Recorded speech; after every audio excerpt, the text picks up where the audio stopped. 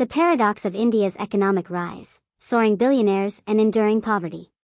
In the heart of India's financial capital, Mumbai, a lavish pre-wedding celebration for the son of India's richest billionaire, Mukesh Ambani, set the stage for a spectacle of opulence that left no doubt about the depth of the country's wealth.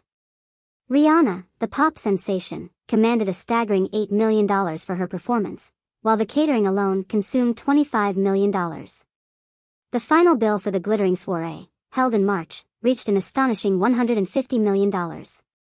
India's super-rich, once a rare breed, have proliferated at an unprecedented pace. The Forbes Billionaires list now boasts 200 Indians, the highest number ever recorded. Mumbai, the country's financial and film metropolis, has surpassed Beijing to become Asia's billionaire capital, trailing only London and New York. Some see this rising cohort of the uber-wealthy as a testament to India's economic success under the decade-long rule of Narendra Modi. The country is hailed as the world's fastest-growing economy, with a GDP growth rate projected at 7.6% in 2023, far outpacing most Western economies.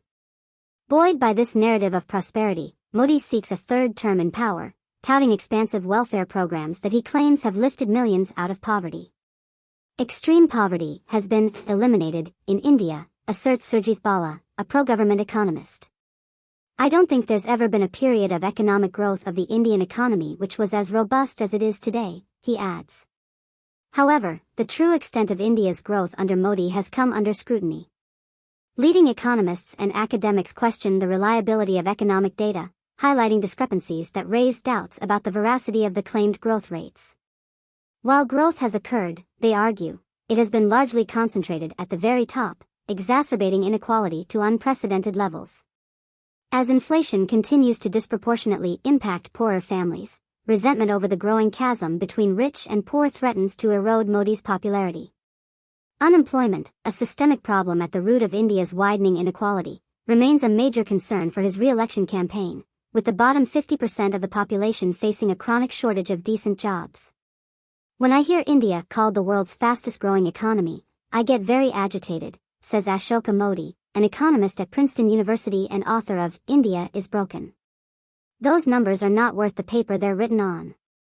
According to a recent report by the World Inequality Lab, authored by economist Thomas Piketty, India's top 1% now own over 40% of the country's wealth. The report reveals that the concentration of wealth at the summit has intensified over the past decade, rendering India more unequal than during British colonial rule. In an interview, Modi countered the criticism, asking, should everyone be poor? He insisted that wealth distribution would occur gradually, not overnight. Yet economists warn that this rising wealth gap could hamper India's aspirations to transcend its status as a developing, middle-income country and become a global economic powerhouse. These astonishing levels of inequality are not good for a developing country, says James Crabtree, author of Billionaire Raj, a book that investigates the rise of India's super-rich. In the long run, they can slow down growth and create financial instability. Over 400 miles from Mumbai's vibrant billionaire enclaves, in the same state of Maharashtra, poverty remains a relentless reality in the Melghat region. In the arid village of Pachdangri, Ranjani Ramcharan Bithikar, 28, nurses her feverish 2-year-old son, Rohail, on the floor of her modest home, constructed from mud bricks and sheltered by a tarpaulin roof. Fear gnaws at her as she recalls the loss of her eldest son a few years ago, likely to malnutrition, a scourge that claims the life of a child in this impoverished area every other day. The weight of supporting her 4 children and partially paralyzed husband, who cannot work, rests upon Bithikar's shoulders. On days she can secure employment, she toils for 12 hours, constructing roads or working in soybean fields, earning a mere 200 rupees a day, £2, to feed her family of 6. When work eludes her, she resorts to foraging for food. Bithikar is among the 800 million Indians who receive Modi's monthly freebies, free food grains distributed by the government. These handouts existed before Modi's tenure, but he made them free during the COVID pandemic, a move credited for reducing corruption in the transfer of benefits to the poor. For Bithikar, the 25 kilograms of free rice and wheat she receives monthly helps her family survive, but it often falls short, forcing her to seek help from neighbors. Everything is hard, she says. There are no words to properly express it. Modi's welfare schemes, including the installation of toilets in most homes in Pachdongri, have been a focal point of his re-election campaign.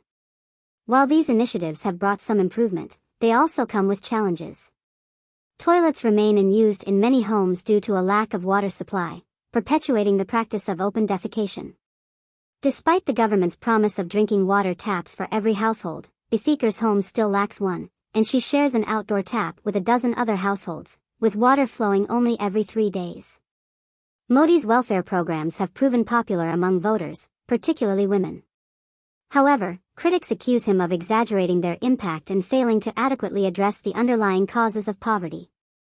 The cost of these programs has also been substantial, over $400 billion, while spending on health and education has proportionally declined over the past decade. Further skepticism surrounds the government's handling of poverty data. Experts and economists allege efforts to obstruct the accurate measurement of poverty levels by selectively releasing critical data and surveys, as well as ongoing delays in conducting the census. Matrish Guttuk, an economics professor at the LSE, asserts that available data clearly demonstrates India's lopsided growth and describes the failure of prosperity to trickle down as a problem that has become accentuated in the last 10 years. Unemployment has plagued India long before Modi's administration, but critics argue that the government has failed to address the chronic shortage of secure blue-collar and white-collar jobs for the nearly 1 billion working-age Indians. While education levels rise, the quality often falls short, and there simply aren't enough good jobs for graduates, particularly in rural areas. Over 90% of Indian workers remain employed informally, which often means irregular, exploitative work with low wages and no benefits. According to recent studies, 42% of graduates remain unemployed, and youth account for 83% of India's unemployed. Even more concerning is the pervasive underemployment, with most Indians forced to work low-paying jobs simply to survive. Millions have become so discouraged that they have dropped out of the labor force altogether. The situation is particularly dire for women, as India has one of the world's lowest rates of formal female employment.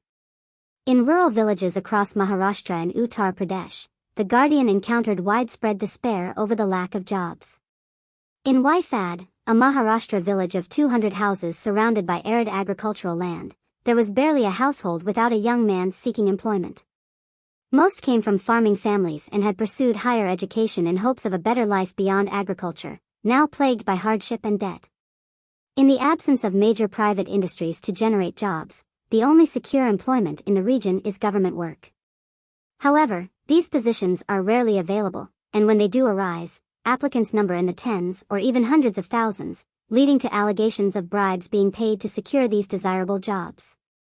For many, the only recourse has been to return to the grueling labor of farming cotton, soy, and wheat, or to seek work as day laborers on construction sites.